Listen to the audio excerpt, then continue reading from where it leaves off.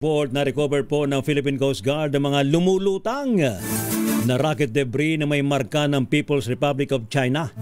Sa baybayin po yan ng Sitio Gunting, Barangay Bonbon, Looc, Occidental, Mindoro.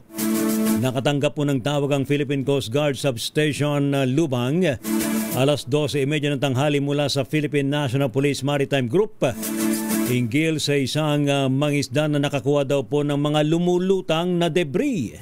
Ito po'y naugnay umano sa Long March 7A rocket launch na isinagawa ng China mula July 15 hanggang July 17. Nabatid na mayroong PRC flag ang naturang rocket debris. May sukat na humigit kumulang 10 talampakan at lapad na nasa